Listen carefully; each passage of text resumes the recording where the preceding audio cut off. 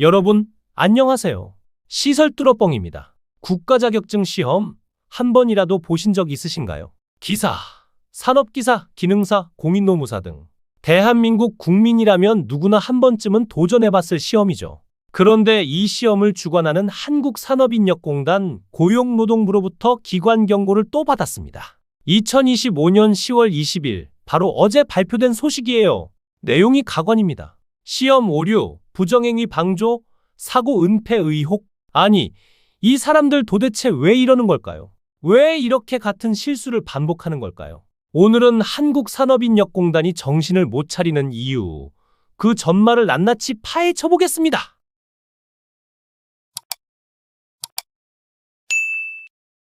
첫 번째, 2025년 10월 20일 고용노동부 기관경고 발표. 먼저 사건의 발단부터 보죠.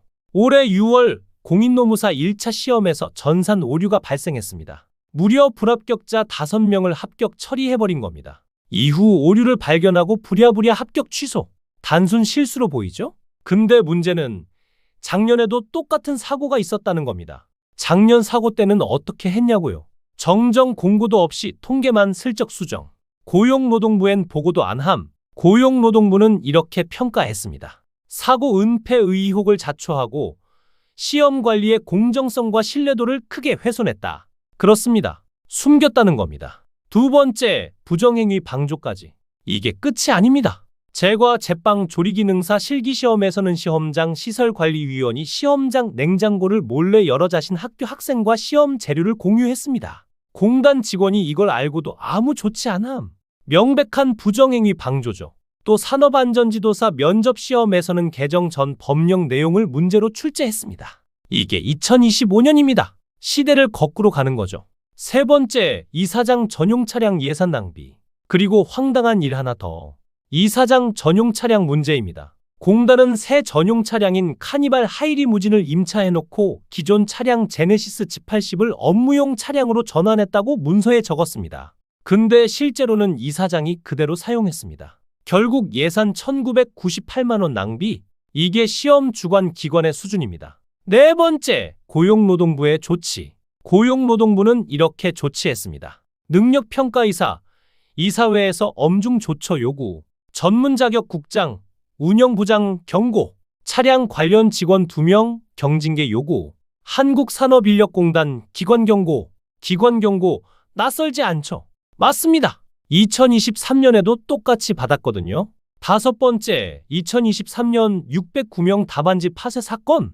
2023년 4월 23일 전기기사 산업기사 실기시험. 그리고 한 달 뒤 세상에 없던 대참사가 터졌습니다. 서울 은평구 연서중학교에서 시험을 본 609명의 답안지가 통째로 파쇄된 겁니다. 네, 진짜로 파쇄기 속으로 들어갔습니다. 답안지 포대가 채점센터가 아닌 폐기물 창고로 이동?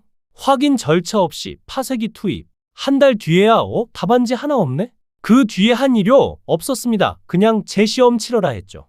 여섯 번째, 반복되는 사고의 역사. 이게 처음이 아니었습니다. 2020에서 2022년 답안 인수 누락 최소 7차례. 2022년 산업기사 실기시험 답안지 일부 분실. 2023년 2월 변리사 시험 출제 오류. 2023년 4월 609명 답안 파쇄. 2024년 공인노무사 시험 오류 발생 플러스 은폐. 2025년 오류 재발, 부정행위 방조, 출제 오류, 차량 문제. 그리고 2023년에도 기관 경고, 2025년에도 기관 경고. 이쯤 되면 정신이 없는 게 아니라 정신을 안 차리는 겁니다. 일곱 번째, 왜 이들은 정신을 못 차릴까? 고용노동부 감사팀은 원인을 이렇게 지적했습니다. 1. 구조적 문제, 인력 부족, 낮은 수수료, 전산 시스템 노후화, 답안지 관리 절차 엉망. 2. 책임 회피, 사고 은폐, 약한 처벌, 재발 방지 대책 미비. 3. 감독기관 무능, 2020년 이후 7차례 사고나 났는데 뒤늦게 감사. 4. 도덕적 해이, 전용 차량 예산 낭비, 부정행위 묵인, 공정성 무시. 여덟 번째, 관련 기관도 썩었다. 직업능력심사평가원장 사건. 같은 감사에서 또 나왔습니다. 한국 XXXX대학교 이모씨 전 직업능력심사평가원장. 여성 직원 성희롱. 자기 이름으로 4천만 원짜리 용역 계약 체결.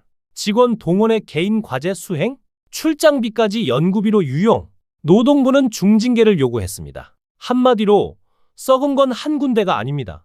아홉 번째, 피해자는 누구인가? 결국 피해자는 누구입니까? 바로 수험생들입니다. 609명은 답안지가 파쇄되어 재시험, 400명은 불합격 통보받고 뒤늦게 합격, 5명은 합격 통보받았다가 취소. 누군가는 인생 계획이 무너지고 누군가는 합격 발표 날 울었습니다. 이게 국가자격시험의 현실입니다. 열 번째, 왜 국민이 나서야 하나? 이쯤 되면 묻고 싶습니다. 이사장 한 명 사퇴시키면 끝입니까? 2023년에도 기관경고, 2025년에도 기관경고. 사람만 바뀌고 시스템은 그대로. 결국 또 사고 납니다. 이건 실수가 아니라 무책임의 반복입니다.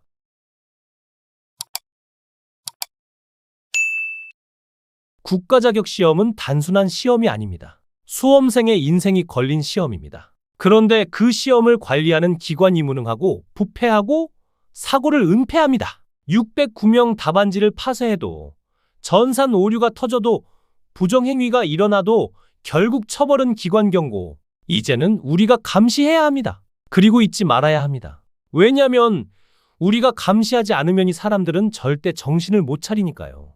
여러분, 이게 바로 한국산업인력공단 현실입니다. 수백만 명의 수험생 인생이 걸린 시험을 이렇게 무책임하게 운영해도 되는 걸까요? 이제 우리가 감시하고 목소리를 내야 합니다. 반복되는 부조리를 그냥 넘어가서는 안 됩니다. 다음에도 더 충격적이고 중요한 내용으로 찾아뵙겠습니다. 감사합니다. 이상 시설뚫어뻥이었습니다.